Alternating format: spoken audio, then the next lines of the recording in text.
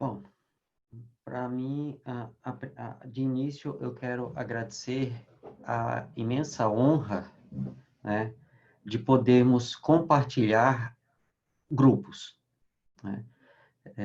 Tem tanta gente aqui agora falando para o pessoal de Las Vegas, não é porque o pessoal me acompanha, não. É que nós temos um grupo de estudo nessa hora. Nós temos um grupo de estudo que estamos estudando a quarta parte do Livro dos Espíritos. E como o nosso foco é sempre Kardec, partindo de Kardec para chegar nos outros autores, então vamos juntar os grupos, né? Vamos mesclar os grupos, e nós temos agora, nesse momento, provavelmente aqui, um, dois, três, dois de Las Vegas, cerca de 5 grupos espíritas reunidos estudando Allan Kardec. Então, é uma grande honra, é uma grande alegria podermos estar juntos. E aí o abraço, né? Tanto que os do nosso grupo a gente estava estudando há pouco. A gente tem um grupo de estudo da mediunidade que acontece todos os dias, de segunda a sexta, às 18 horas, horário do Brasil, né? Esmiuçando a mediunidade com Kardec, onde está no Livro dos Médiuns. Agora estamos vendo alguns capítulos do Livro dos Espíritos, para entender e tentar desmistificar muita coisa sobre mediunidade, sobre o fenômeno mediúnico, que, com o passar do tempo, pelo pouco estudo e pela muita necessidade do exercício, acabamos nos perdendo. E Kardec é fantástico na desmistificação do fenômeno mediúnico. E aí estamos buscando nele. Então, a gente só saiu e deu um tempinho e já entramos aqui. Que bom, Para hein? estarmos juntos. Que Né? bom. Nós agradecemos muito a sua presença, essa sua atenção de nos incluir nisso. Tem mais um grupo que é de Los Angeles, que é o Blossom, e ele está presente aí também. Então, são mais do que o número que você citou. Deixa eu apresentar a você, ao grupo, né? Bom, Enzio Urbana, ele é escritor, pai de 3 filhos, esposo, né? E escritor também. Coordenador de grupos de estudo, como ele próprio já falou, né? Com enfoque sempre nas obras de Allan Kardec. Né? Ele é membro da diretoria da 10ª União Regional Espírita, com sede em Cascavel, no estado do Paraná, no Brasil. Né? Ele é mestre em educação, bacharel e licenciado em História, e está concluindo o curso de Direito, professor universitário e membro de grupos de pesquisa em genética e neurociência cognitiva, o que vem bastante em contra ao assunto que a gente propôs para hoje.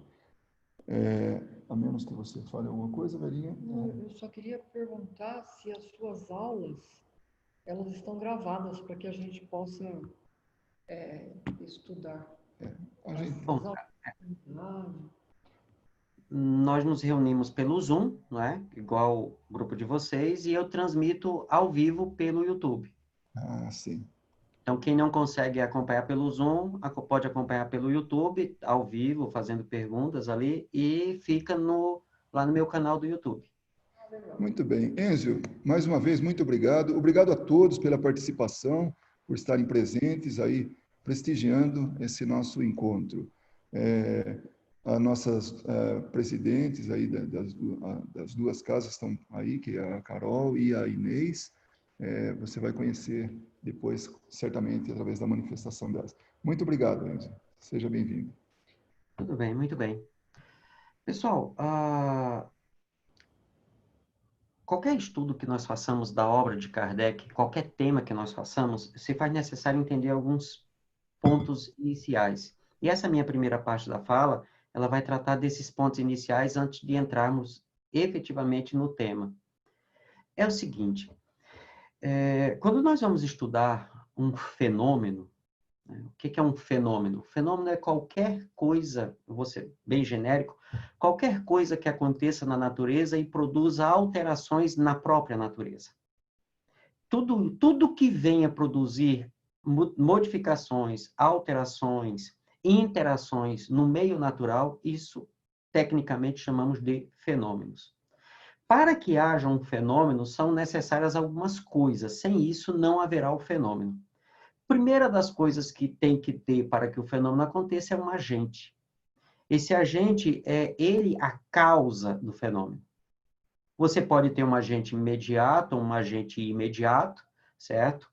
E Quando esse agente encontra as situações, as circunstâncias propícias para o fenômeno acontecer, ele pode dar o pontapé inicial nesse fenômeno, qualquer que seja ele, pessoal, qualquer que seja ele.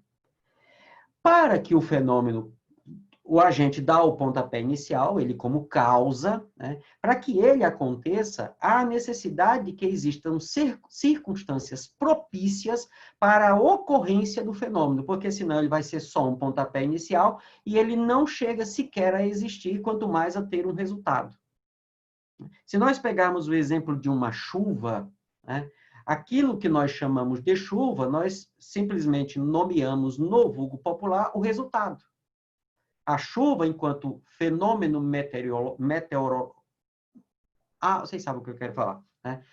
A chuva, enquanto fenômeno meteorológico, está, né? Não é só a água que cai da nuvem. E é isso que nós chamamos de chuva. Teve uma causa, teve uma conjuntura geográfica, climática, temporal, envolvendo temperatura, envolvendo questões atmosféricas. São vários fatores que estão envolvidos, formando as circunstâncias para que o fenômeno, de fato, venha a acontecer e apresente o resultado. Eu trago essas observações que, tanto no que diz respeito a pensamento, quanto no que diz respeito a sonhos, né? Nós geralmente chamamos, e nós, quando vamos analisar, ou pensar, ou imaginar, ou conceituar qualquer coisa que exija falar de sonhos, de pensamentos e de uma série de outros fenômenos, nós só pensamos no resultado. E quando pensamos ou analisamos um fenômeno que diga respeito a questões espirituais, nós entramos numa situação muito mais complicada. E por quê? Porque todos os fenômenos espirituais, para que aconteçam, e se chega ao resultado, você vai ter que ter, no mínimo, 4 coisas. Tá certo? 4 coisas. Primeiro... Não, eu não estou procurando, não. A mulher ali fica chamando. Quais são essas 4 coisas? Primeira delas, você tem que ter um agente. E todos os fenômenos espirituais, o agente é o espírito. Segunda coisa necessária para a ocorrência dos fenômenos espirituais, um meio onde ele vai acontecer. De um modo geral, Kardec classificou 2 meios básicos para a ocorrência dos fenômenos. Um, ele chama de mundo espírita. Tá certo? Mundo espírita. Pega lá, segunda parte do Livro dos Espíritos, e não está, o título não é mundo espiritual, é mundo espírita. Pode parecer bobagem, mas as palavras que Kardec usou foram muito precisas.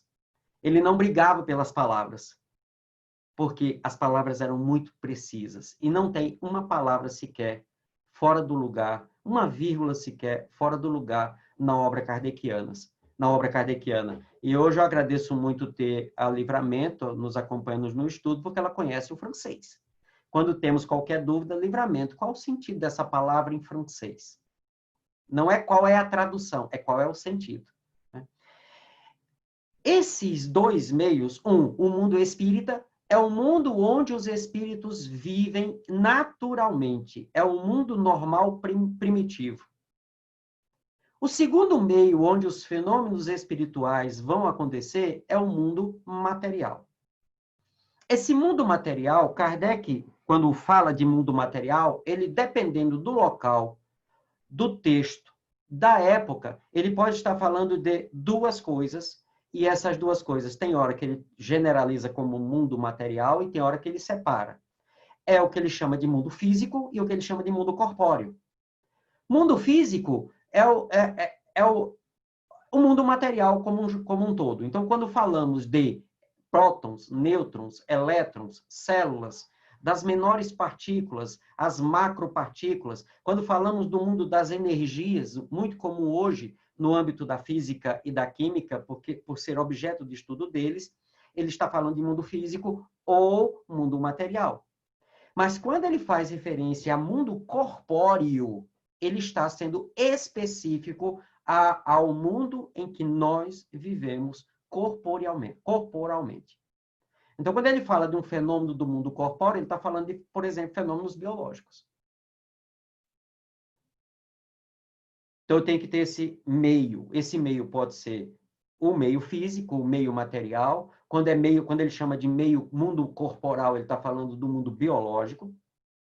E isso faz uma diferença muito grande quando eu tenho isso muito claro na explicação dos fenômenos que Kardec nos apresenta, principalmente no livro pouco conhecido, que ultimamente tem sido motivo de muitas brigas, que é a Gênese. Tá certo? Que não é o caso da análise se tem ou se não tem, aquelas coisas que o pessoal que não tem, que deveria estar estudando, mas fica brigando. Pensando nisso, eu preciso de uma terceira coisa para que o fenômeno, de fato, aconteça. Essa terceira coisa é, se os fenômenos acontecem no mundo material, existem leis que regem esse mundo material. Então, para que eu possa atuar sobre o mundo material, eu necessito de um instrumento, de um meio ao qual eu, enquanto agente dos fenômenos, possa me servir como intermediário para que eu possa atuar sobre o mundo material. Kardec chama esse meio de perispírito. E ele vai dizer que esse perispírito, juntamente com outro negócio pouco conhecido no nosso meio, chamado fluido. Não, mas o fluido nós conhecemos, não é energia? Não, energia é uma coisa que nós conhecemos a partir do início do século XX, que necessariamente não é o mesmo fluido que Kardec está falando, porque se fosse, eu pegava a explicação da física e conseguia explicar qualquer fenômeno. Quando aparece a palavra fluido, eu não consigo fazer isso. Então, nós não estamos falando da mesma coisa. Não estamos. Tá? E estamos falando de quê? É fluido. E o que é fluido? Ainda não sabemos. E por que não sabemos? Porque paramos de estudar. E a energia? Energia responde por fenômenos no mundo material. Então, através do perispírito, eu posso atuar sobre as energias do mundo material? Pode. E se eu não tiver o perispírito? Não. Então, se o espírito não tem perispírito, ele não consegue produzir os fenômenos no mundo material? Não. Entende? Eu preciso ter um meio para que o fenômeno aconteça. E aí, quando eu encarno, eu consigo, como espírito, atuar sobre o mundo material, e aí sim surgem os resultados que nós chamamos do fenômeno. Então, nós, quando geralmente vamos falar de pensamento, ler sobre pensamento, estamos lendo as questões que falam sobre pensamento, você tem o que na sua cabeça? Você tem aquilo que você entende como pensamento. Só que nós somos encarnados. Se você tomar uma bebida alcoólica, né, que tem uma graduação alcoólica um tanto quanto elevada, no meu caso, só precisa ter o cheirinho do álcool, né, e isso promoverá uma alteração na minha possibilidade de pensar. Correto? Bom, então será que eu estou falando de pensamentos exatamente igual Kardec falou na questão 89, quando os espíritos colocam que, questão 89A, que o pensamento é um atributo do espírito? Aí vamos lá. O que é um atributo? Atributo, na definição mais básica de qualquer dicionário, até tentei pegar as traduções para ver se o sentido era o mesmo nos vários idiomas, e acaba sendo o mesmo, porque acaba sendo uma definição técnica, e como definição técnica não muda muito, porque aí, para todo mundo que usa a técnica poder se entender, tem algumas palavras que não mudam o significado. E atributo, de um modo muito geral, é aquilo que faz a coisa ser a coisa, mas necessariamente não é a coisa. Se você tirar o atributo, a coisa deixa de existir. Ela não existe sem aquilo. Ela é incompleta sem o atributo. E essa é uma definição que não é atual, é uma definição que já antes de Kardec, alguns filósofos adotavam já esse entendimento. Quando ele diz que tal coisa é atributo de outra, ele está dizendo que aquela coisa que é o atributo faz parte essencial da coisa. Se você tira o atributo, a coisa fica incompleta, ou ela ainda não é aquilo que você tem agora. Você pode dizer que uma semente é uma flor? Não, mas a semente possui atributos. E se você tirar os atributos, ela nunca chegará à flor. Esse é o sentido filosófico de atributo, que isso passou a ser incorporado por boa parte das ciências que falam de atributos. Uma outra palavra que, em algumas ciências, agora concluindo o curso de Direito, a gente fala bastante, nós não falamos em atributos. Quando falamos em atributos, por exemplo, de um crime, que é para justificar o crime, para poder enquadrar a conduta da pessoa no Código Penal e ele poder sofrer as sanções específicas. No caso de quem vai fazer a acusação, quem vai fazer a defesa, tenta tirar os atributos da conduta para dizer assim, mas ele não cometeu o crime. Percebem? Se tem o atributo, existe a conduta. Se não tem o atributo, não existe a conduta. No direito, a gente fala muito em princípios, que é o que faz a base das ideias. Seria como os atributos das ideias.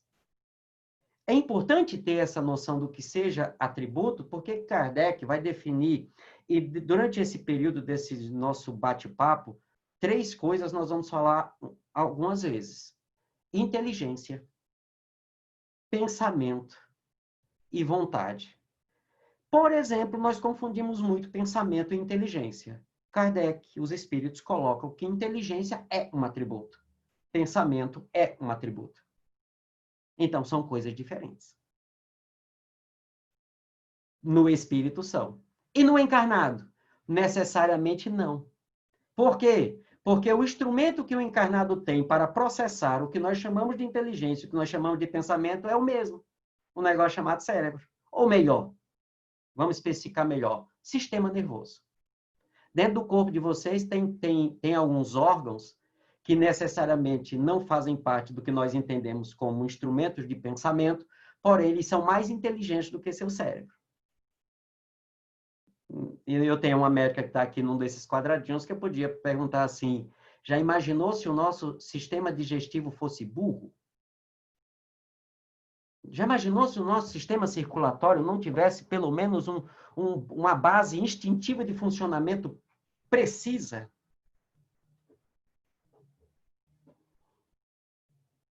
Quando André Luiz vem falar dos 3 andares lá no mundo maior, que hoje vem sendo estudado com muito critério pelo pessoal da AME, não é brincadeira. Não é brincadeira. Porém, nós estamos falando do âmbito biológico. Então, Êgio, o que é esse tal de pensamento enquanto atributo do espírito? Porque o que você está me dizendo é que, se você pedir para mim definir pensamento, você pedir assim, vamos escrever aí, escreva o que é que você entende por pensamento. Bom, se eu vou me basear no que eu sei, eu vou descrever algo que está relacionado com o meu sistema nervoso? É. Você vai me descrever um fenômeno que, para ele acontecer, depende do cérebro. Tanto que, se eu disser o que é que interfere no seu pensamento, você vai me falar de questões biológicas. Então, isso não é pensamento, isso é o resultado. E onde começa isso? Se o pensamento é um atributo do espírito, a causa, o agente, é o espírito.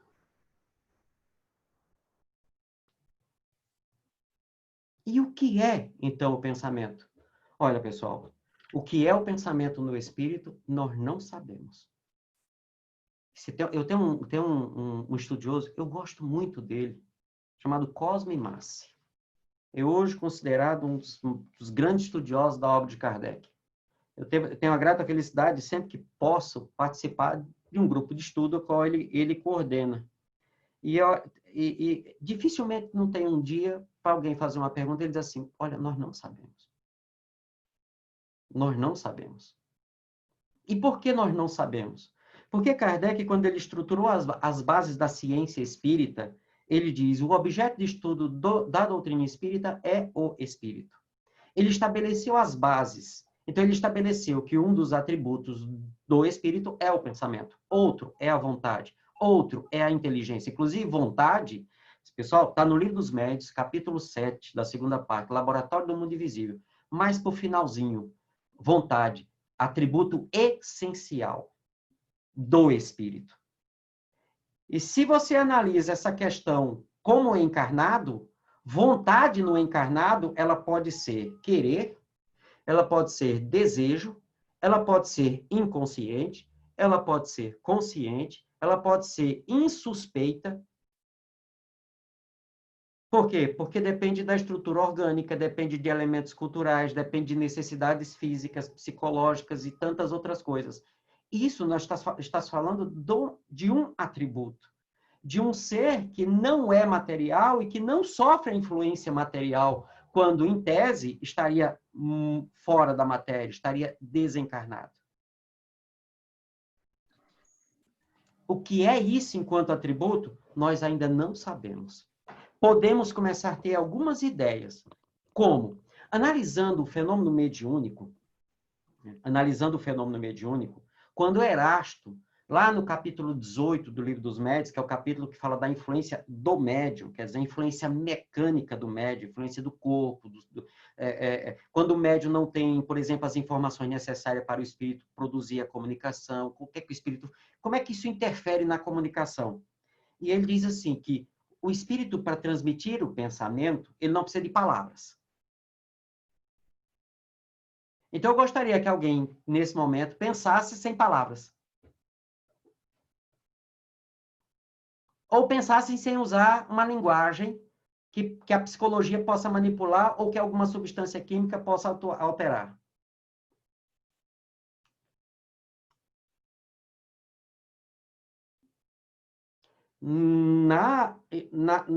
No estudo de fluxo de informações, no âmbito da neurociência cognitiva, que é uma das coisas que nós estudamos, né, tem uma coisa que ela existe e que ela não está presa a nenhum tipo de linguagem. Então, ela pode acontecer em diversos tipos de linguagem, certo? Ela não está presa na sua base, certo? Na sua base. Ela só se interrompe se houver um dano orgânico na estrutura neural. Porque se você introduzir uma substância química no indivíduo que altere o funcionamento do cérebro, então ocorre uma interrupção, ok? Ou ocorre um distúrbio, mas no fluxo, não nas coisas em si. Por quê? Porque o mecanismo está com alguma alteração, pode ser por questões naturais do organismo, a idade vai chegando, por exemplo, a tendência é ficar mais esquecido, né? Ou porque você bebeu, porque usou um remédio e tal. Mas isso não atinge o produto, atinge o circuito. Na neurociência é chamado de ideia. É hoje, dentro do que é estudado da produção neural do indivíduo, a única coisa que você altera o circuito e ela não se altera. Tanto que, se você tiver com o cérebro em condições normais, um hipnólogo pode te hipnotizar e ele pode... Eu vou usar a palavra por falta de outra, mas na essência não é isso que acontece. Ele pode resgatar essas ideias. Quando os espíritos, Erasto em especial, que é um dos maiores autores explicadores sobre mediunidade na obra kardeciana, fala que os espíritos se comunicam com os médiuns do mesmo jeito que eles se comunicam entre eles, isso está lá no capítulo 18, ele está me dizendo que o que ele passa para o encarnado numa comunicação mediúnica, qualquer que seja o grau dessa comunicação mediúnica, né, é uma ideia. Por quê? Porque você pode vestir a ideia com qualquer linguagem. Você pode vestir essa ideia, você pode até reduzir o número de informações que tem nessa ideia, porém, a essência dela permanece. Uma ideia, hoje na linguagem do que os neurocientistas nos apresentam, ela pode estar embebida em emoções, em sentimentos. Se estamos falando de emoções, nós estamos falando de circuitos neurais. Quando falamos de sentimento, aí já é outro nível de fenômenos. Por isso que neurocientistas espíritas sempre colocam que emoção é do corpo, sentimento é do espírito. Tá certo? E pensando nisso, quando nós hoje vamos entender como é que funciona o nosso pensamento enquanto encarnados, nós temos que ter essas duas ideias muito bem consolidadas. Primeira delas, há um fluxo de pensamento, ideias, que envolvem sentimentos, que envolvem inclusive sensações que vão permanecer, que eu trago isso. Trazendo isso, quando eu formo o meu corpo, isso vai influenciar na organização do meu corpo. E um outro detalhe, que aí a gente põe um ponto de interrogação muito grande. Pensamento, ele tem qualidade? Olha só que quando Kardec está trabalhando a ideia de pensamento no âmbito do espírito, ele não está falando do que nós comumente chamamos de pensamento. O que determina a qualidade de um fluido?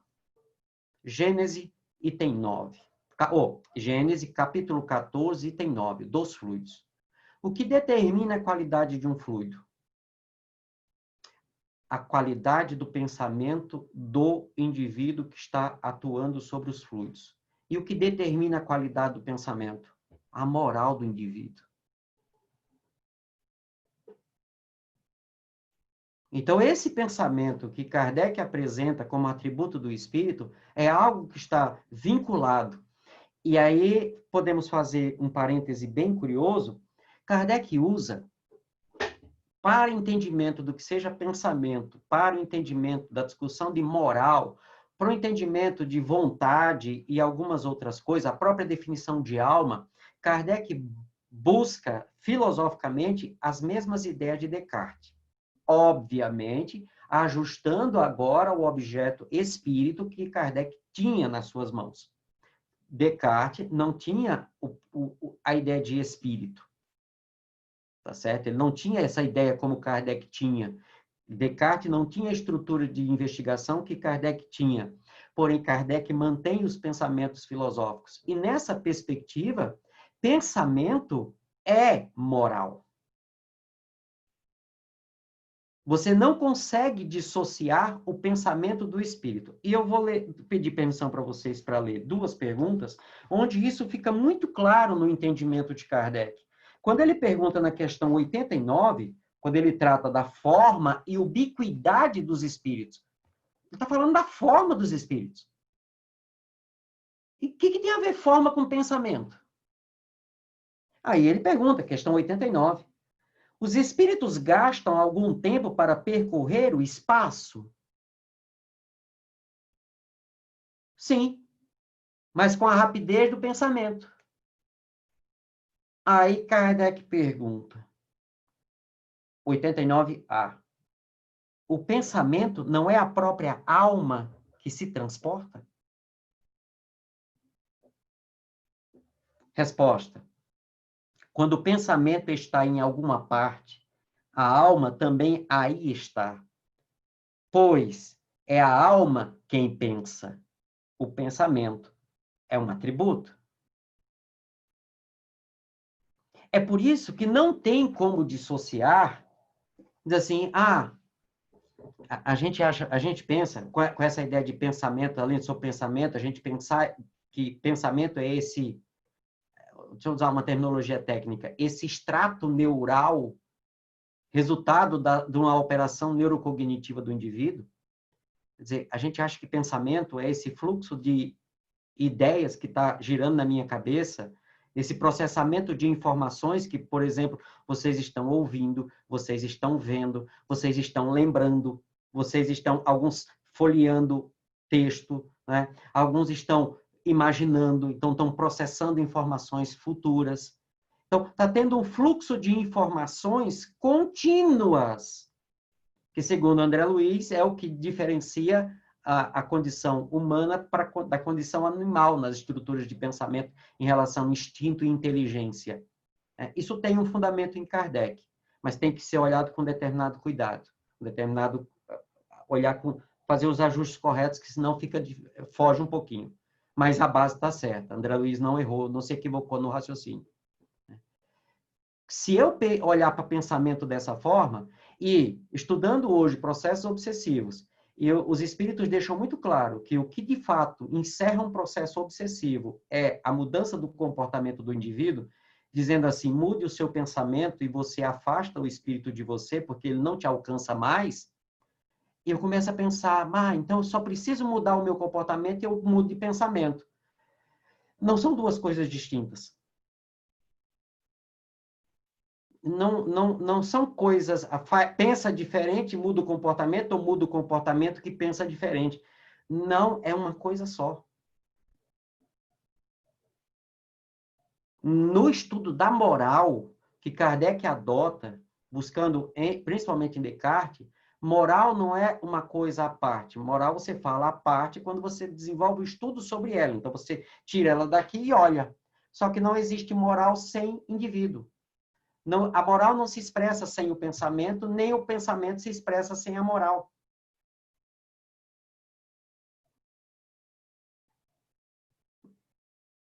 Por isso que, será que é só fazer uma prece e os espíritos se afastam?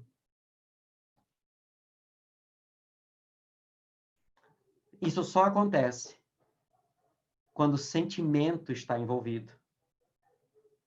Quando ocorre um fenômeno que a gente não consegue explicar. E ninguém conseguiu explicar isso até hoje. Por quê? Porque é um fenômeno que tem origem, naquele momento, segundo alguns estudiosos, inclusive alguns físicos espíritas, você começa a interagir com o mundo espiritual já estando encarnado. Você vive a condição de espírito. Vamos lembrar, o que é que acontece quando ocorre a desagregação celular, a morte? A alma retorna à condição de espírito. Quando você faz uma prece sentida, conforme está lá no capítulo 2 da terceira parte, aquela prece onde você se comunica com Deus, você fala com Deus, você sente Deus. Você, por antecipação, já se coloca no mundo dos espíritos. Kardec diz isso em Obras Póstumas. Nos momentos de muita dificuldade, de muito aperto, certo? Ele orava ao anjo guardião e, por antecipação, ele se colocava no mundo dos espíritos e de lá ele olhava para o momento. E aí diz assim, aí a fala dele nos deixa pensar que ele já sentia toda o esplendor da vida futura. Aí diz assim, mas isso daqui a pouco passa. Essa ideia do pensamento enquanto atributo do espírito é alguma coisa que nós, enquanto espíritas, sabendo que existe e conhecendo os seus resultados na condição de encarnado, eu preciso ter um pouquinho mais de serenidade e identificar isso em mim, porque isso faz quem eu sou. Isso expressa quem eu sou. E aí eu começo a entender isso que eu chamo de pensamento.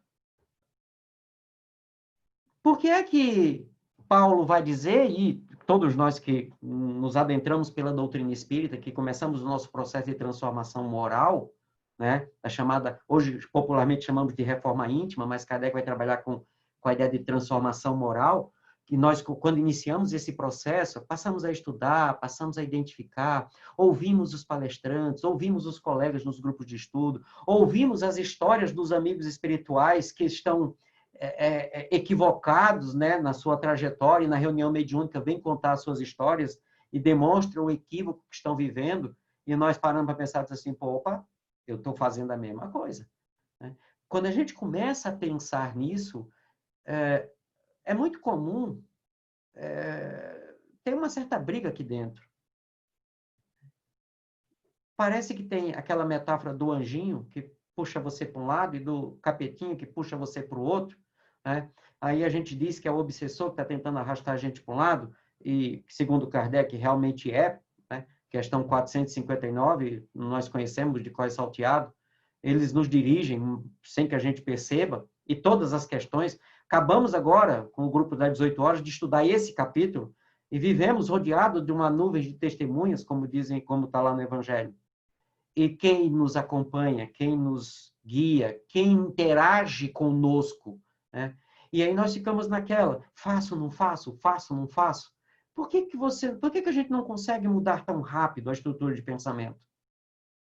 Se nós agora, enquanto espírito, já aprendemos tanta coisa.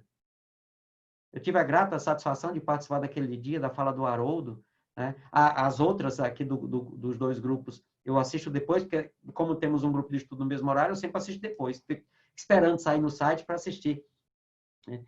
E por que é tão difícil a gente mudar? Isso está na base do próprio processo de encarnação. Porque quando nós encarnamos, nós construímos um corpo com quem nós somos.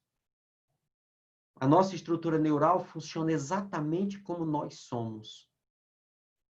E é exatamente mudando quem nós somos que muda a estrutura corporal.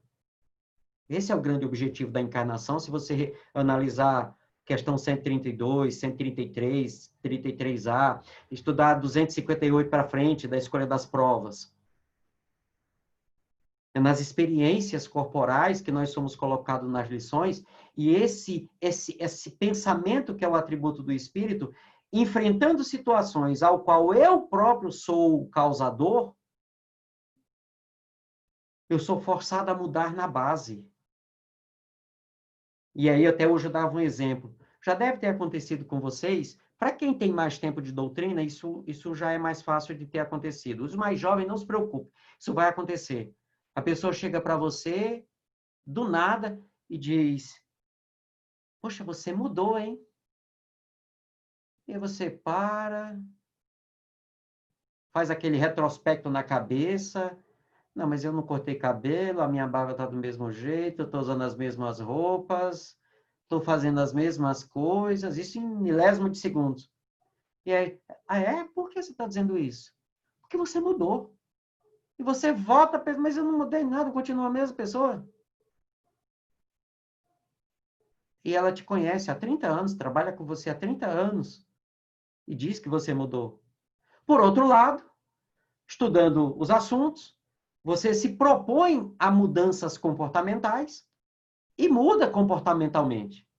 Passa a agir de modo diferente até que alguém pise no seu calo. Aquele calo que só você conhece. E parece que volta tudo. Parece que aqueles 10 anos...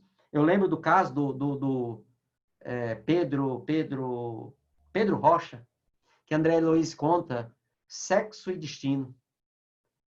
Trabalhador do nosso lar já há algumas décadas, não lembro agora se 20, 30, 40 anos, mas quando ele sabe que a filha querida dele estava sofrendo em função dos desequilíbrios do esposo, ele perde completamente a compostura.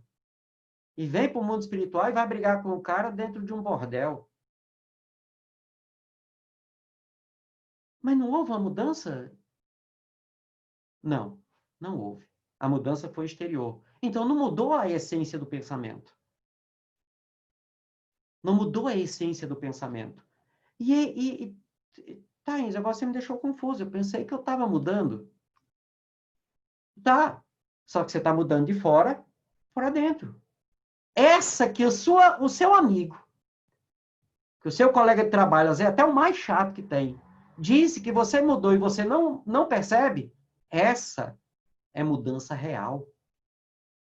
Por quê? Porque acontece na base, no pensamento. E, naturalmente, ela vai se exteriorizando.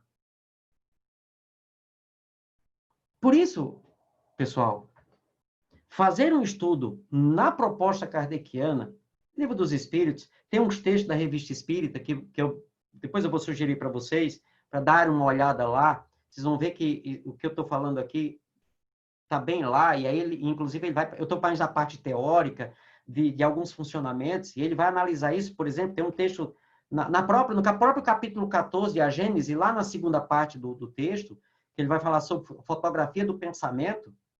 E ainda em 1868, em junho de 68, ele traz um outro texto sobre fotografia do pensamento, e ao falar sobre isso, eu já tratei disso lá na Gênese, mas eu quero ainda trazer mais uns pontos.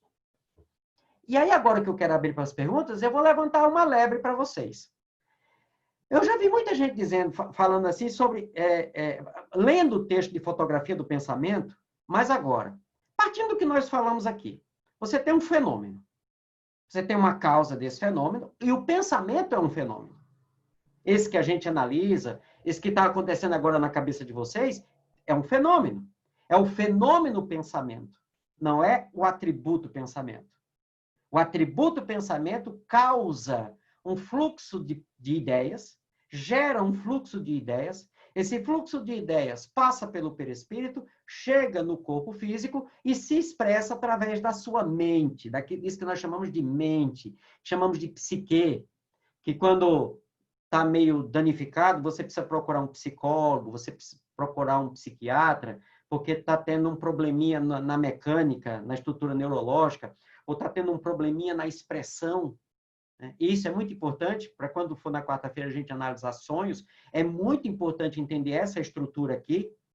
É por isso que eu vou ficar um pouquinho hoje aqui e na próxima quarta eu vou para essa estrutura, que é a parte neurológica, onde o que nós chamamos de sonho. E aí vamos lá. Questão 402. Sonho. Lembrança do que o espírito traz de quando ele se emancipa do corpo. Então ele sai do corpo, volta, traz a lembrança. Tá, mas quando você acorda, você lembra disso? Por que não? Por que geralmente não lembra? Ah, mas eu lembro.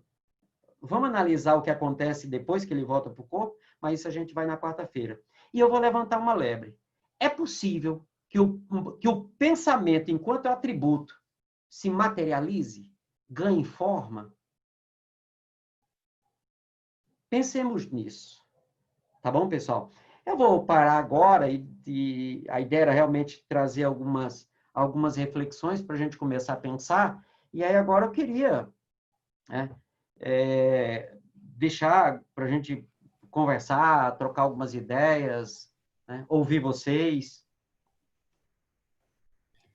Bom, Enzio, eu começo te dizendo que dá muito pano para manga, né? A gente tem assim, é uma pena que realmente a gente tem que ficar subordinado ao horário, mas foi eu não diria que foi uma pincelada, não, foi realmente um pacote aí de informações que eu acredito que já tem algumas. Eu queria fazer uma primeira pergunta, né? Quando você falou aí agora, falou, já vou provocar vocês aí, vou falar que o pensamento tem a ver também com a criação, né, com o material aí. Foi assim que eu entendi. Então, essa é a minha pergunta, né? Porque quando a gente fala em psicosfera, ela é resultado de uma série de coisas que vão acontecendo na cabeça, no espírito, no comportamento de um indivíduo e que vai, de alguma forma, contribuindo com essa atmosfera, né, que a gente chama de psicosfera.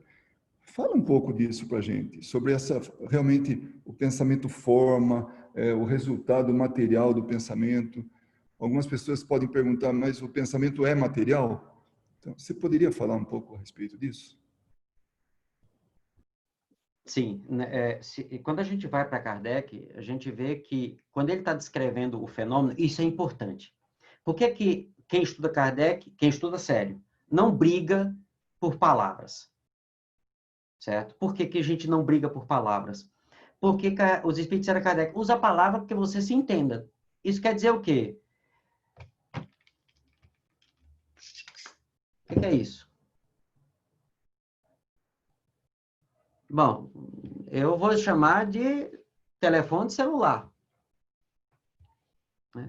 Provavelmente vocês que moram nos Estados Unidos só vão falar essa palavra se por acaso tiverem com um brasileiro que não sabe inglês. Mas até no dia a dia, quem usa o inglês para trabalhar, para comprar, para andar para todo lado, provavelmente não vai falar celular. Vai falar outra coisa. Eu tenho uma prima da minha esposa que é casada com um português, que ela nunca fala celular, ela fala telemóvel. Né?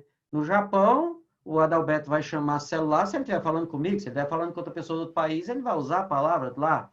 Né? Então, em japonês, como é que é? Keitai.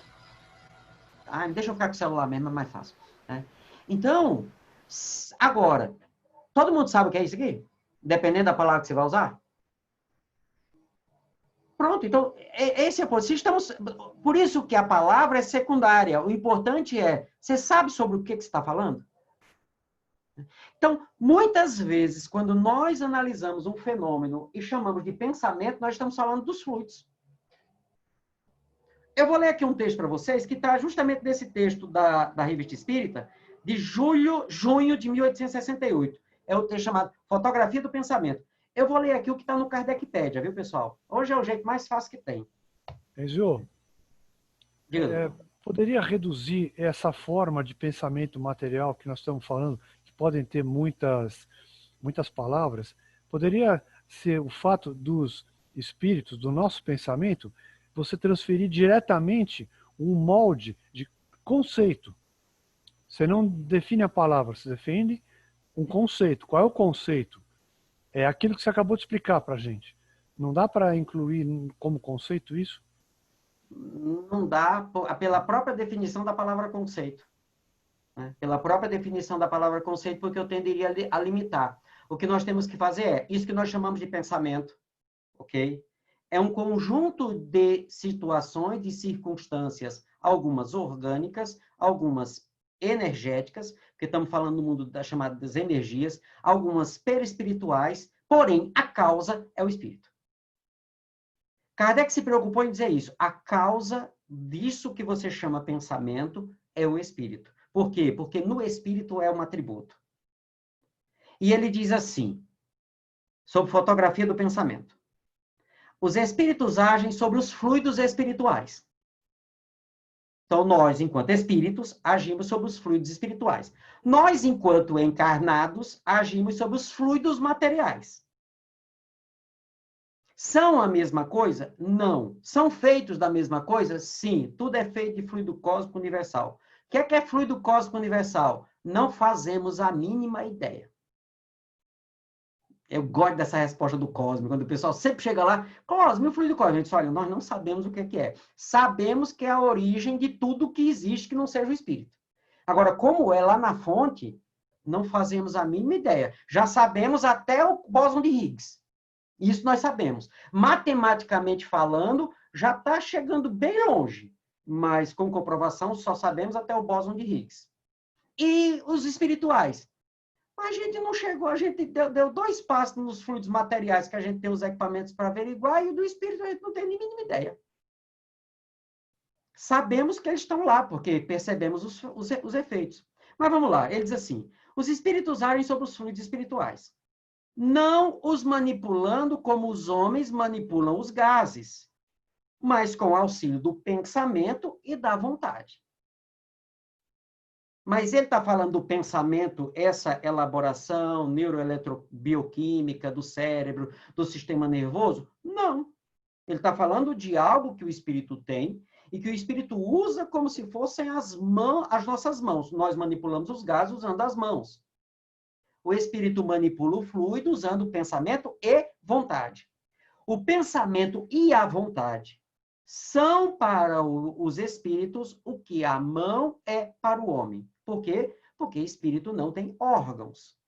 Os espíritos que nos aparecem nas reuniões mediúnicas, que são descritos por André Luiz, que tem na parte mais inferior de nosso lar, os espíritos que se aproximam da gente, que nós conseguimos ver, eles têm uma impressão, palavras kardecianas, uma impressão, ou eles criam essa impressão.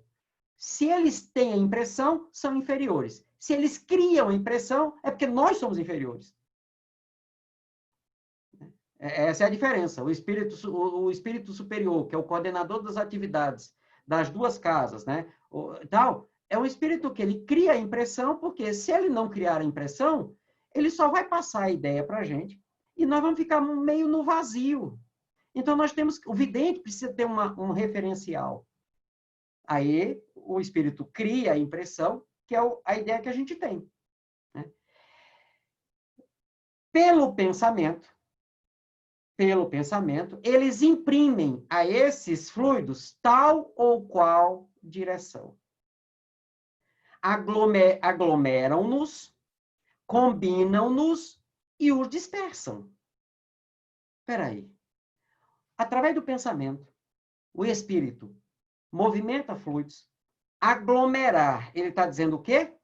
O que é que acontece? Quem já estudou Teoria dos Fenômenos de Efeitos Físicos, explicados por Kardec no Livro dos Médiuns, deve lembrar que os espíritos explicam assim, somente São Luís e Erasto, que o espírito usa o fluido do médium e acontece uma interpenetração com os fluidos da mesa, de modo a anular a gravidade a gravidade não, a força gravitacional que existe sobre a mesa, e o espírito pode, através do pensamento, fazer com que essa mesa suba e desça. Então, o que é que ele fez? O pensamento pode atuar sobre determinados conjuntos de fluidos. Tá, mas por que ele não faz sozinho? Porque ele não tem as estruturas fluídicas que o encarnado tem. Aí ele precisa usar isso. Ele usa a mão? Não, ele usa o pensamento. Então, quando dizemos que o pensamento criou forma na nossa... Eu estou na reunião mediúnica, né? E aí o vidente escreve assim, olha, os espíritos criaram um telão e os espíritos estão aqui assistindo a história que está sendo contada, né? Aí diz assim, o pensamento do espírito ganhou forma. Não. O pensamento do espírito manipula os fluidos ambientes e faz surgir aquilo que ele quer. Vê que é diferente? É um agente. O resultado, para acontecer, precisa de um meio. Qual é o meio? O fluido. Sem o agente, fluido aqui, nada acontece. Então, eu posso dar forma ao meu pensamento, você vai dar forma aos fluidos que tem ali. Mas, Ézio, no final das contas, não seria a mesma coisa? Quando eu olho de longe, sim. Mas se eu quero entender como funciona, eu preciso olhar um e outro.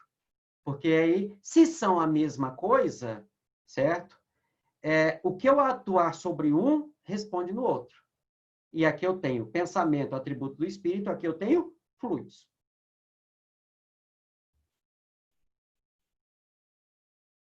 Então, são coisas diferentes. Então, como é que o pensamento age no mundo material? Do jeito que Kardec explica aqui, bem claro. E está naquele livro, que está na Revista Espírita, mas isso aqui também está lá na Gênese. Certo? Está lá na Gênese.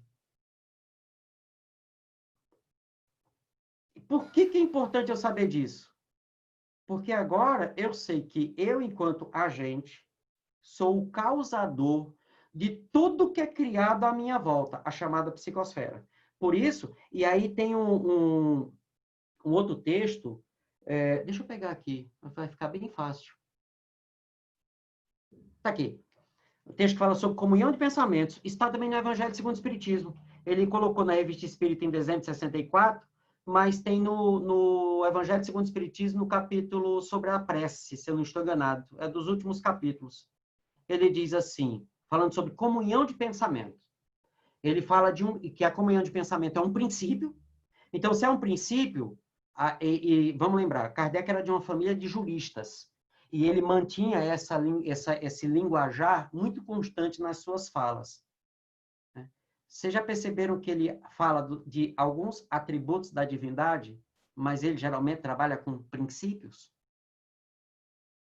Porque atributo geralmente está vinculado à matéria. E princípio geralmente está vinculado a ideias. E se ele usasse só atributos para a divindade, apesar de quando ele vai falar dos atributos, na verdade, ele trabalha com princípios, certo? Isso é bem curioso. Ele diria que era tudo material, mas aí, filosoficamente, ele trabalha com os princípios. E aí, quando ele fala de comunhão de pensamento, ele descreve isso. O princípio da comunhão dos pensamentos. Se é princípio, pessoal, é uma regra. É uma lei. E ele diz, comunhão de pensamento quer dizer pensamento comum, unidade de intenções. Olha o que é que perpassa pelo pensamento. Intenções, vontade, desejos e aspirações. Tá, mas vontade e aspiração não é a mesma coisa? Filosoficamente, não. Psicologicamente falando, também não. Ninguém pode desconhecer que o pensamento é uma força. Olha, ninguém pode desconhecer que o pensamento é uma força. Alguém consegue materializar a lei da gravidade? Não, porque a lei é um enunciado. Alguém pode materializar a gravidade? Não, porque a gravidade é uma força. Força, você sente os efeitos. Você não materializa a gravidade. Você sente os efeitos dela, que podem ser materiais. Olha o que a Kardec coloca. Ninguém pode desconhecer que o pensamento é uma força. Então, o pensamento não é o resultado. O resultado é o pensamento a sua estrutura moral e como você vive isso.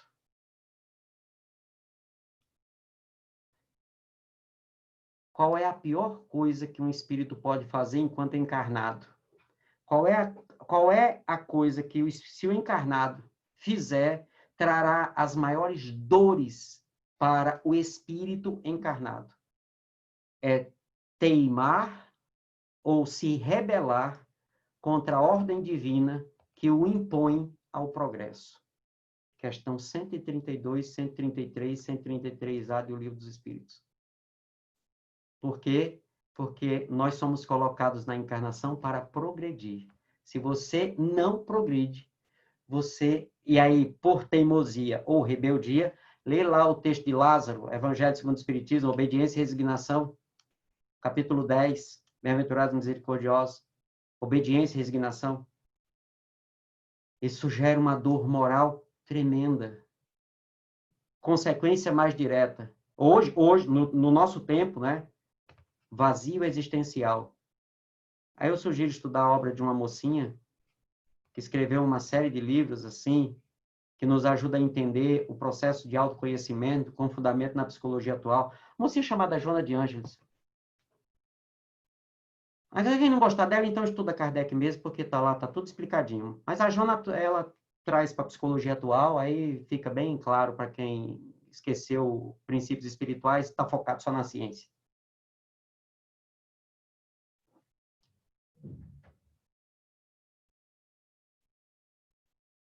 Enzio,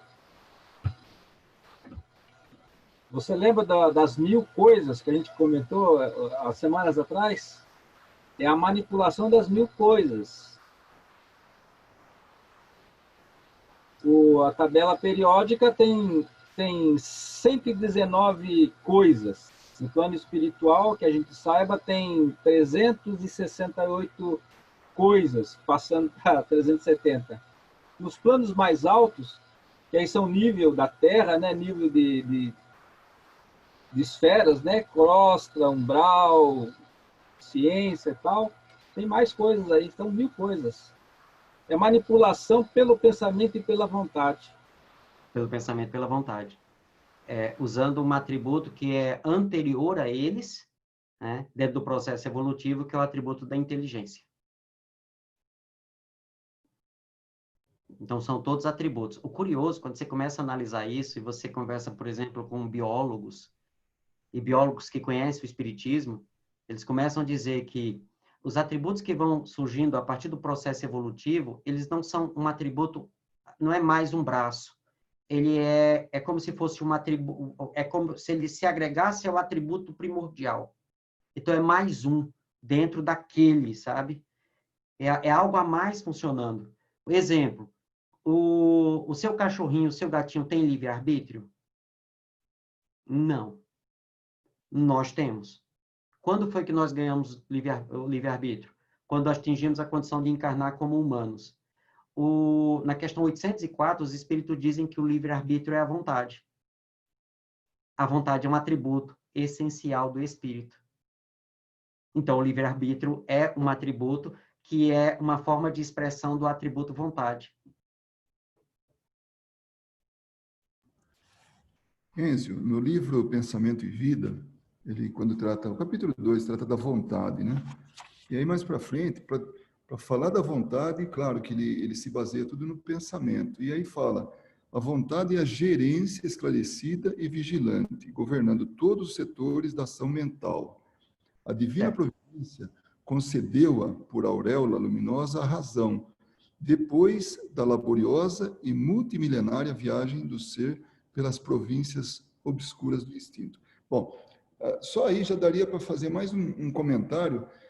Uma coisa que sempre me martela a cabeça, assim, eu não vi isso por aí, assim, não li, mas eu concluí, e aí se você puder falar a respeito, eu vejo o livre-arbítrio como algo assim temporário na vida do espírito. Por quê? Porque à medida que ele evolui, quando ele chega lá na perfeição relativa, né, que é assim que a gente entende, ele não tem mais por que ter livre-arbítrio, porque a conduta dele vai ser só uma, vai ser só para o bem, só para o bem. Então, está certo pensar isso? Está certo raciocinar dessa maneira? Tá? Eu concordo e vou dizer, eu até logo cedo eu cunhei uma frase sobre isso. Mas vamos lá. Como Kardec define livre-arbítrio, esse atributo? A palavra essa expressão livre-arbítrio é usada de duas formas na obra de Kardec. Livre-arbítrio como liberdade de escolher, né? E livre-arbítrio como esse atributo essencial do espírito vinculado à vontade. E aí, quando ele está analisando filosoficamente esse princípio, tal, ele coloca assim, tá? Resumo teórico do móvel das ações humanas, lá na Lei de Liberdade, a terceira parte. Segundo parágrafo. Não é porque a minha memória é boa, não, pessoal. Eu vivo estudando isso, que é para não esquecer essas coisas. Então, eu vivo lendo isso. Para lembrar, porque a gente fala muito de livre-arbítrio. Mas cadê meu livre-arbítrio? Principalmente quando a corda está apertando o pescoço, né? Eu não quero isso, não escolhi isso, não. Cadê meu livre-arbítrio? E aí os espíritos dizem, o livre-arbítrio funciona em 2 momentos só. Então, esse atributo, que é a vontade, só funciona em 2 momentos. Como assim só funciona, Enzio? A lei da gravidade funciona quando? Quando você tenta sair da Terra. Certo? Porque ela funciona para manter você preso à Terra. Se ela está presa na Terra, pronto. Se você tenta sair, ela puxa. Então, ela funciona em 2 momentos. Manter você e puxar de volta. E se eu saio da atmosfera? Não funciona. Então, o livre-arbítrio é semelhante a isso. Então, ele funciona em 2 momentos. Primeiro, antes da encarnação, para escolher o gênero das provas. Quais são os gêneros de provas? Os mais comuns. Os piores, né? Os comuns e piores. Riqueza, beleza, poder, inteligência, saúde. Esses são os mais comuns e os mais perigosos para a gente aqui. Os mais tranquilos, porém, no olhar do encarnado, mais difícil de passar, mas, porém, mais tranquilo para o espírito. Pobreza, miséria. Doença. Bom, é o contrário. Certo? São gêneros de provas. Não está falando dos detalhes que você vai passar, dos atos, dos fatos. Não, não trata disso. Porque isso depende de muitos fatores que nós não temos controle, geralmente, sobre isso. E qual é o segundo momento em que o livre-arbítrio funciona como lei e como atributo? Quando, diante do gênero das provas, encarnado, você vai ceder ou não. Pronto, está lá, resumo teórico do móvel das ações humanas. Fora isso, eu faço as minhas escolhas do dia a dia, eu escolho fazer isso, eu escolho fazer aquilo, são escolhas que eu tenho liberdade e autonomia para fazer. Porém, que essa liberdade e autonomia, ela é relativa às condições materiais. Então, esse livre-arbítrio, que é atributo do espírito, ele não diz respeito às condições materiais. Porque se dissesse respeito a condições materiais, por exemplo, orgânicas, será que uma pessoa que tem uma limitação de movimento das pernas, ele consegue ir da mesma forma que quem não tem, para qualquer lugar? Hoje, com as facilidades, sim. Se você tem o seu carro adaptado, você vai para qualquer lugar, como qualquer pessoa. Mas para quem não tem carro, tem que pegar transporte público. Vamos falar de Brasil, grandes cidades, pequenas cidades nem existem. Vocês são brasileiros, vocês sabem como é aqui. E não mudou muito, viu, pessoal? Só piorou porque aumentou a população. Dependendo do tempo que você saiu do Brasil, né? E dependendo do lugar, só ficou pior. Tá certo? Então, aquela pessoa não consegue, então, exercer o seu livre-arbítrio. Então, esse livre-arbítrio que o Livro dos Espíritos trabalha é esse que está condizente com a lei de justiça, quer dizer, é para todos. E aí, por que eu concordo contigo, Luiz? Porque o clímax, o ponto máximo do livre-arbítrio, aquele que você atingiu o máximo, é quando você pega ele, olha e diz assim, Senhor, tome conta. Que faça-se comigo conforme a sua vontade. E você se entrega por completa livre vontade a toda e qualquer experiência que o Criador, quer dizer, que a providência divina, dá uma lidazinha, Gênesis capítulo 2, dentro do capítulo Deus, fala sobre providência divina. Você se entrega à providência divina e você, já não sou eu que vivo, é Cristo que vive em mim. Isso é uma entrega total. É o livre-arbítrio, esse atributo, no pleno do seu vigor, da sua força, vamos colocar dessa forma. Você pensa em uníssono com Deus, mesmo já ainda sendo um espírito que não atingiu o patamar de um Cristo, certo? E é possível isso? É.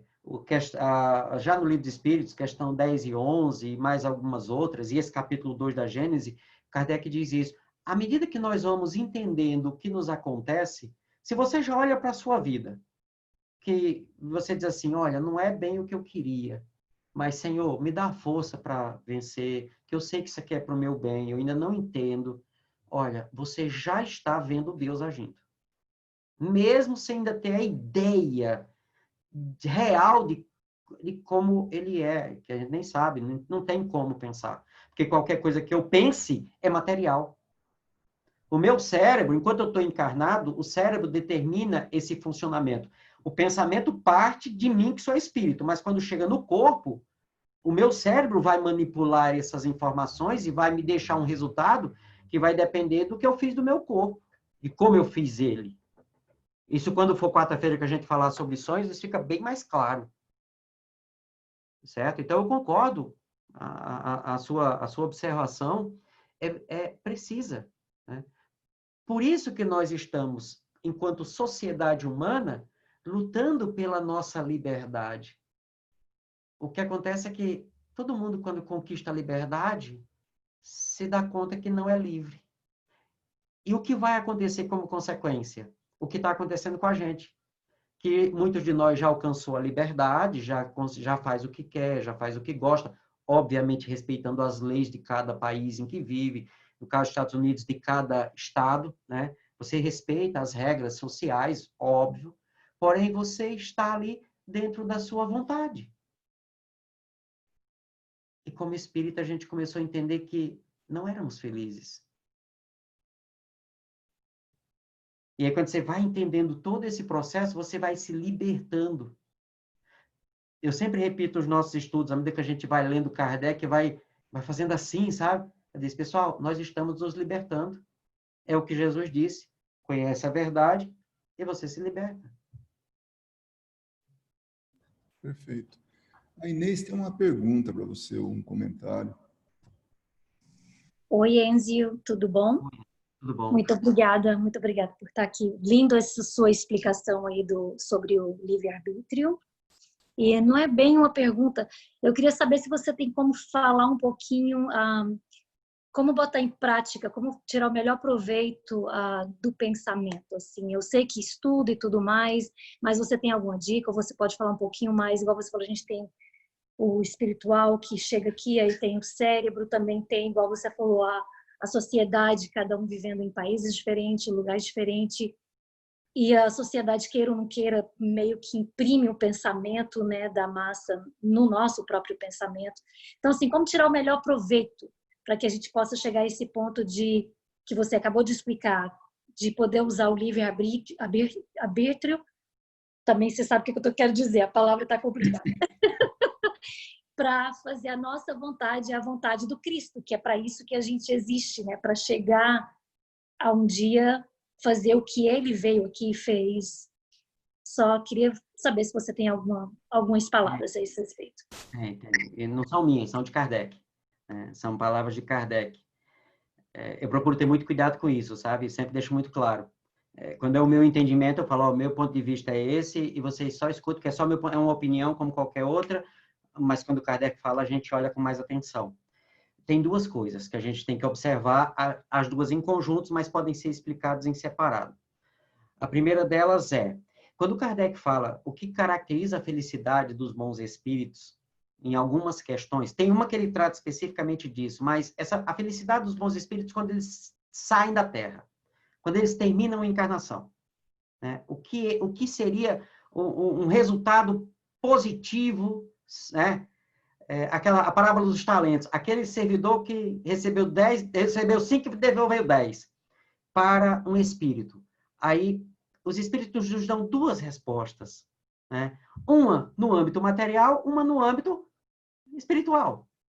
Para nós encarnados, a gente sempre vê isso. O que eu tenho que fazer enquanto encarnado e o que eu tenho que fazer enquanto espírito encarnado. Certo? Então, essas duas coisas. Ambas as coisas, a resposta é a mesma. Autoconhecimento. Conhecer-se a si mesmo. A questão 919. Qual o meio prático, mais fácil, de se evoluir nessa vida, encarnado, e de se resistir às atrações do mal. Quando ele está falando em resistir à atração do mal, ele já apresentou que o que causa a atração do mal é a minha conduta moral, é quem eu sou. Então, a resposta é, o que eu tenho que fazer para não cair enquanto encarnado e não cair enquanto espírito? E aí, um sábio da antiguidade já vos disse, conhece a ti mesmo. Então, e na sequência da resposta, Kardec, muito engraçado, do jeito que ele sempre é, o pessoal dizia que ele é muito sério. Não, ele era objetivo, ele não perdia tempo, ele não floreava. Olha, nós sabemos a excelência dessa máxima, tá? Todo mundo sabe disso, desde a época de Sócrates, né? Mas Santo Agostinho, o problema é como é que a gente faz isso. Dizer o que fazer, todo mundo já disse. Agora, nós queremos saber, né? O Espiritismo tem alguma proposta para isso? Porque todo mundo já sabe. Ele diz, fazer como eu fazia enquanto estive aí. Ao final do dia, aí vamos lá, pessoal. Não é ao final da noite. O pessoal que já acompanhou os estudos já sabe isso de cor. Não é ao final da noite. É ao final do dia. Aí vamos lembrar, Idade Média, Santo Agostinho, bispo da Igreja Católica, está falando para todo mundo. Mesmo se eu pegar a França do século XIX, né? As cidades já tinham iluminação, mas o resto não tinha. Então, final do dia é quando o sol se punha, você terminou as atividades, você ainda está ali quente, então você para, faz a reflexão. O que você fez? O primeiro passo é esse. O que você faz? Segundo passo, está detalhado. Ele separou certinho. O que você faz? Segundo passo, por que você faz? Quando você disser por quê, é a única proibição que ele faz. Não justifique. E se precisar justificar, pergunte. Se ele fizesse com você, valia? Então ele amarrou. Não justifique. Por que você faz? Aí você se identifica. Eu faço. Onde é que está essa questão? É a última questão da terceira parte. Ele já trabalhou todas as virtudes morais. Ele já trabalhou o que é egoísmo, o que é vaidade, o que é orgulho, o que é fazer a caridade, o que é o bem, qual é a lei, quais são as leis que regem tudo isso, o que é justiça. Justiça é olhar todo mundo igual perante a lei divina. Eu até compartilhei uma mensagem hoje, tá rodando no WhatsApp, né? Uma lição que Emmanuel deu a Chico. Quando ele chora pela cunhada dele, que está lá no hospício, e Emmanuel diz, por que você está chorando por ela? Ah, mas é porque tá aí a outra, você não chora? Então quer dizer que a dor Xavier é maior que a dor Silva, a dor Souza? Se você chora por ela, porque a gente chora pela outra. Então, é nivelar todo mundo. Você já chegou a tudo isso. 919A, são as últimas questões para entrar na quarta parte, que vai falar dos efeitos disso. E aí eu sou egoísta, por que eu me comportei assim? Porque o que moveu o que partiu em mim, quer dizer, moral e pensamento não é a mesma coisa? Né? Não está ali, comportamento? Por quê? Porque eu, enquanto pensamento, meu pensamento, que sou eu, que move ele, é o egoísmo. É o orgulho. E o que é que eu tenho que fazer? Aí ele tratou nas questões anteriores. Estudar a terceira parte do Livro dos Espíritos é fantástica. Porque, olha só, ele diz lá tudo que a gente tem que fazer. Aí Kardec deve ter pensado, poxa, eu dei essa cacetada em Santo Agostinho para explicar como é que faz. Aí agora eu entrego um livro para o povo dizendo o que é que tem que fazer. Tá, mas como é que faz? Aí, nos 13 anos de compromisso dele, ele tirou pela primeira e única vez férias. 2 meses, agosto e setembro de 1863. Vai para uma casa de campo de um amigo, sozinho, tirar férias. Tirar férias? Não, ele foi escrever o Evangelho segundo o Espiritismo. Aí volta e diz assim, olha, a Igreja Católica está dizendo que nós não acreditamos em Jesus, que isso aqui não é de Deus. Está aqui, eu vou provar como a mensagem espírita é a moral do Evangelho. Está aqui. E lá diz como fazer. Está a mesma sequência das virtudes que são trabalhadas nas questões. Está todo o procedimento, tudo como faz, tudo certinho. Então, está lá. O que eu tenho que fazer para mudar quem eu sou enquanto expressão de pensamento, mudar os atributos, primeira coisa, autoconhecimento. Com o autoconhecimento, você identifica quais são as suas falhas. Com o autoconhecimento, você já identifica quais são as virtudes que você já põe em prática. E aí você percebe, por que eu consigo ser indulgente com o góis, mas eu não consigo ser indulgente com a da paz?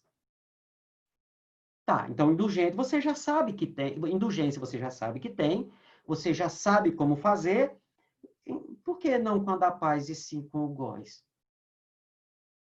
Aí você vai ver, é porque a da paz tem um comportamento que me incomoda. Por que esse comportamento me incomoda? E aí você vai, eu já sei, é porque eu tenho esse comportamento e eu me bloqueei para não exercitar, porque eu já aprendi que é errado. E ela faz livre. Isso é inveja. Aí você vai identificar. Por quê? Porque lá no livro do Espírito tá definido. Inveja, é isso, sabe? E tal. E aí, quando você tem inveja, você fere qual lei? A lei de justiça, porque você tem e não quer que ela tenha. Aí, o que a lei de justiça faz? Deseje para você aquilo que você deseja para o outro. Está lá no texto. Então, o que a gente tem que fazer para começar a trabalhar esse pensamento, que somos nós? Autoconhecimento. Como é que eu faço? Questão 919 já me ajuda, já me dá o passo a passo. Identifica o que é que você faz, identifica o porquê você faz, e ao identificar, sem justificar, é técnica a coisa, como um psicólogo faz.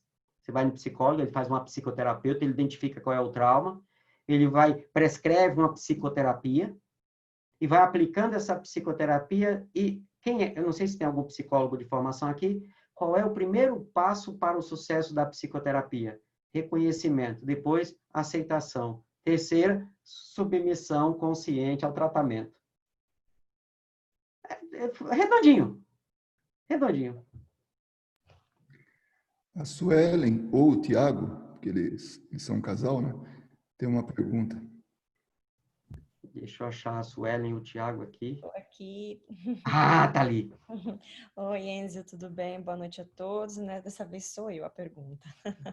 Eu vou tentar ver se eu consigo formular a pergunta, porque durante as suas explicações, né, as informações e também eu comecei a ter outros pontos de vista. Mas como você comentou no começo sobre, né, o fluido que a gente, né, não sabe ainda o que deve ser, e você deu o exemplo, né, de uma sessão mediúnica, onde muitas vezes a gente se depara com a situação de o espírito tá falando, olha, está aparecendo aí um telão na sua frente, está passando na sua vida, e você explica que é manipulado, né, o fluido para que isso aconteça. Aí eu gostaria de transportar essa situação para o mundo da matéria, né, onde nós aqui encarnados, quando frequentemente se diz que nós atraímos ou materializamos aquilo que pensamos como encarnados. Isso seria um fato, primeiramente. Segundo, isso, se for um fato, se isso realmente acontece, é um resultado da manipulação de fluidos que nós, como espíritos encarnados, também podemos fazer. Por exemplo, a tudo aquilo que a gente foca o pensamento e atraímos para a nossa vida, ou quando se diz muito, quando você quer muito uma coisa, ou quando você também não quer muito aquela coisa, e as situações acabam acontecendo de alguma forma, é um tipo de manipulação de fluidos no estado que nós estamos de espíritos encarnados também? Se é que eu me fiz clara. Desculpa. Não, tá bem claro sim, tá bem claro sim. O que você falou é certíssimo. Vamos usar a palavra porque a gente não tem outra para usar, certo? A materialização do pensamento, o que é que a gente está falando? É o fluxo de ideias que você está produzindo, certo? Aí vamos lá. A pergunta diz respeito ao espírito que está pensando e materializando e fazendo aquilo tomar forma ou encarnado? Porque aí são dois fenômenos com resultados distintos. Por quê? Porque eu tenho um corpo físico que ele não tem. Nesse ponto nós estamos na vantagem, né? Eles têm vantagem, nós não temos. Erasto explica assim, nesse texto que eu falei do Fotografia do Pensamento, que tem lá na Gênesis, do capítulo 14, e na Revista Espírita de julho de 68, que é logo depois do lançamento da Gênese. Ele coloca isso, que não, Erasto fala lá no Livro dos Médiuns e na Gênese, e Kardec traz aqui, que nós somos espíritos encarnados. Apesar de, em função do nosso perispírito, essa parte do perispírito que eu absorvo para formar um corpo físico, em função dessa parte eu consigo interagir com a matéria e o espírito que não está encarnado não consegue. Ah, mas o desencarnado não tem perispírito? Tem. Só que ele não tem uma parte que eu tenho aqui. E aí eu faço até um parêntese no estudo de perispírito que geralmente se faz. Quando o Kardec explica perispírito, ele explica essa parte aqui. E ele dá pinceladas nessa parte aqui. Ele só pincela aqui. Ele não entra, por exemplo, nos atributos dessa parte. Ele fala dos atributos do perispírito que todos nós temos e vamos ter enquanto estivermos na Terra. E por que ele não faz isso? Porque ele chama essa estrutura de perispírito aqui em conjunto com o espírito de alma. Por isso que ele fala nos atributos da alma. Tá, mas a alma não é espírito? Por que a alma tem atributos se a alma é o espírito?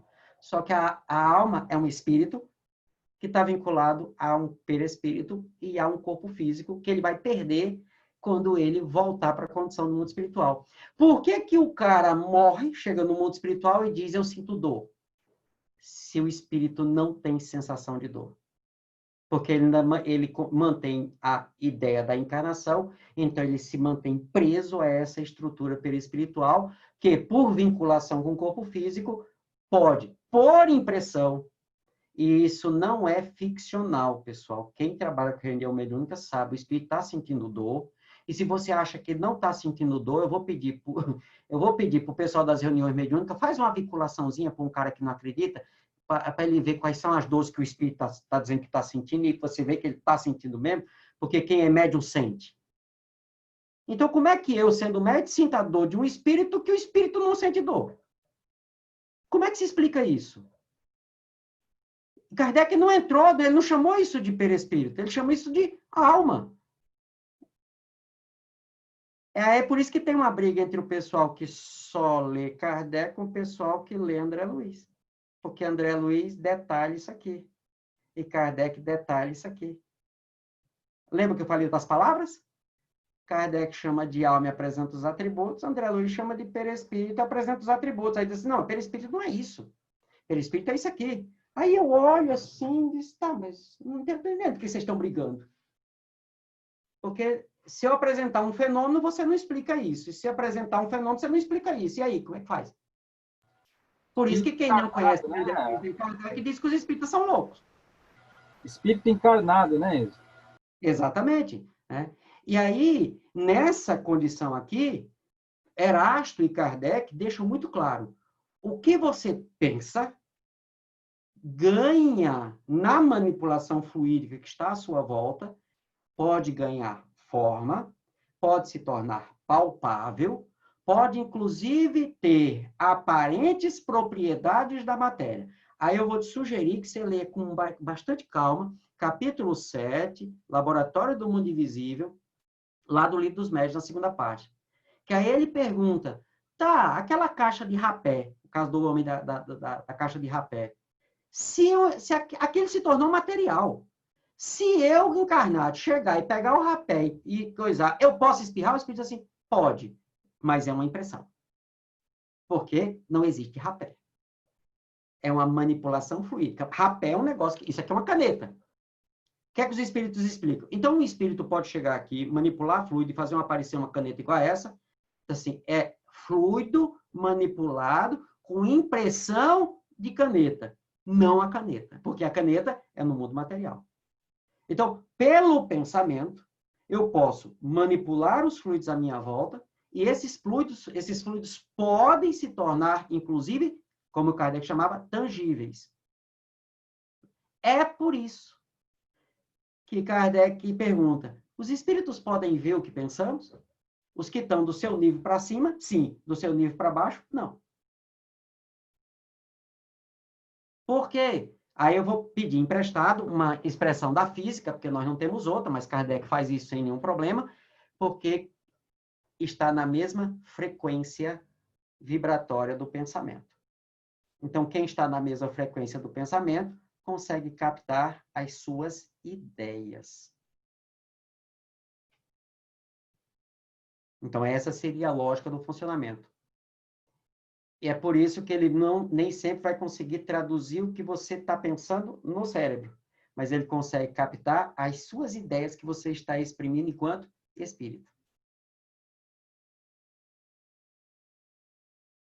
Numa comunicação mediúnica, quem faz esse meio de campo é a chamada glândula pineal, no âmbito biológico. Certo? No âmbito biológico, é a glândula pineal. Hoje está muito bem estudado, muito bem catalogado, né? Talvez dentro do ramo da medicina que está mais próximo de chegar à ideia de que existe um espírito. Ju? Olha, pessoal, ele é médico, patologista, hoje está aposentado, só estudando. Em breve. Só estou dando palpite, não é isso não. É que eu acabei de ler o assunto que você falou. Estava lendo lá no Mundo Maior, do André Luiz, e como a gente tem essa formação de Kardec, você vê que naquele tem um capítulo que o André Luiz chama ali só de mediunidade. E ele conta da Eulália e todos aqueles fenômenos que a gente já viu tudo no Livro dos Médiuns.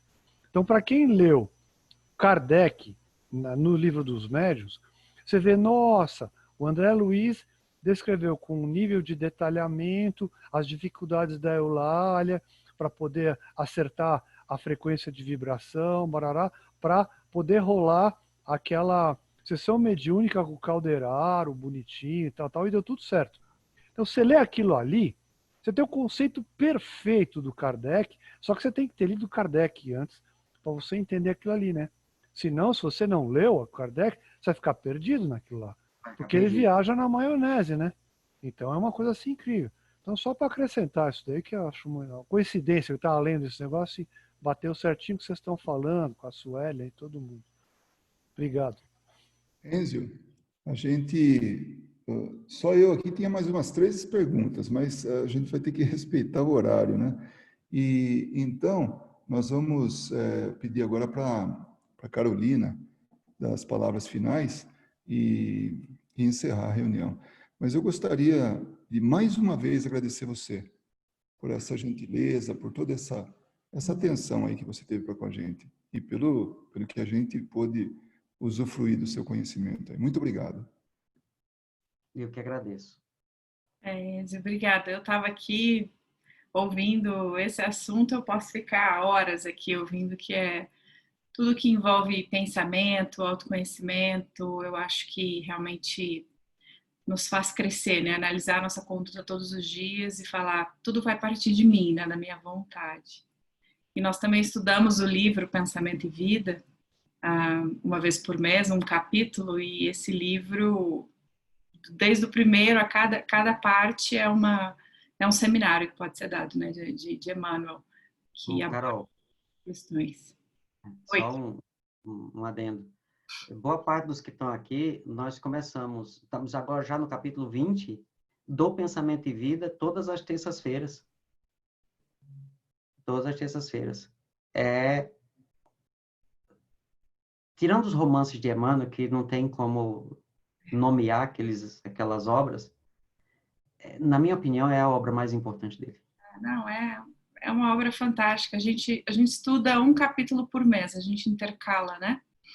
E, nossa, é fantástico. Acho que a gente está no capítulo 6 ainda, 6 ou 7, mas quando você estuda, você vai mergulhando em cada parágrafo, realmente é fantástico, muito bom.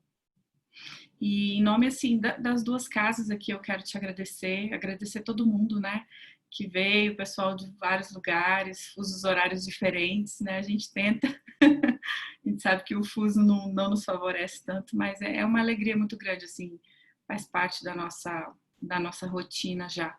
Em nome de todo mundo, eu já quero te agradecer e estamos aqui ansiosos já para a semana que vem, né, sem dúvida. E obrigada mesmo. Então, eu quero convidar a todos, então, agora para a gente encerrar, né? Para que a gente possa finalizar com a nossa prece, eu queria convidar, então, todo mundo a fechar os olhos, que a gente possa mentalizar o nosso amado Mestre Jesus, agradecendo a todos os nossos amigos espirituais que estão conosco, os mentores de todas as casas espíritas e seus representantes que aqui também estão, mas principalmente Mestre Jesus, pela oportunidade que estamos tendo de esclarecer não somente a nossa mente, mas que esses ensinamentos possam adentrar o nosso espírito e caindo em nossos corações, que possam germinar bons frutos.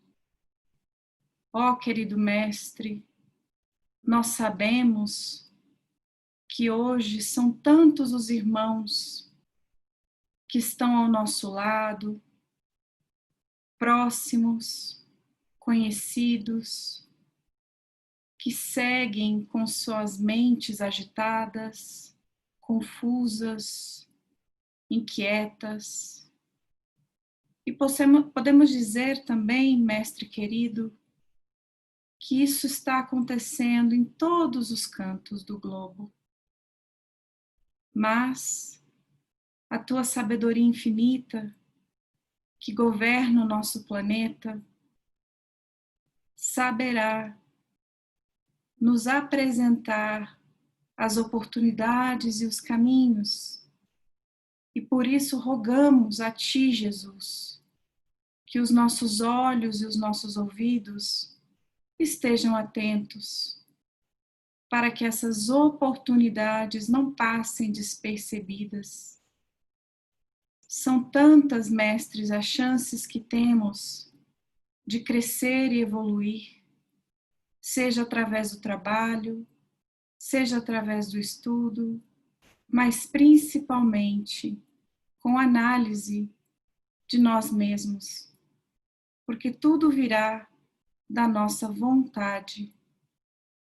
Que esse estudo possa enriquecer-nos, Senhor Jesus, e que possa refletir ao nosso redor, que possa auxiliar aos próximos, as pessoas queridas, mas também aquelas que poucos conhecemos, mas que através da oportunidade bendita da tecnologia, que possamos seguir levando esses ensinamentos, que possamos continuar sem cessar, Jesus, nesse trabalho da disseminação da tua doutrina de luz. Que possamos seguir a nossa semana com o nosso coração cheio de boa vontade, de bons pensamentos e bons sentimentos, porque é através de toda essa combinação é que possamos, Senhor Jesus, encontrar os melhores caminhos e evoluir na tua direção.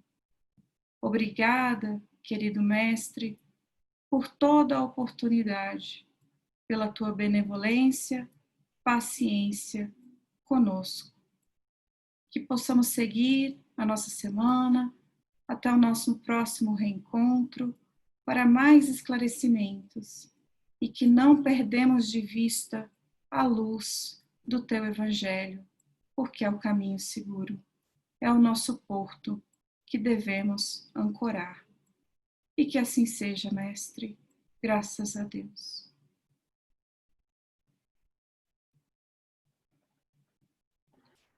Vou deixar um dever de casa para a próxima semana, pessoal. Vocês acham que é de graça? Leitura. A partir dessa reflexão de agora, como o espírito como causa, respeitando o corpo físico, tendo um perispírito, leitura da questão 402 e sua resposta do Livro dos Espíritos. Perfeito, está anotado.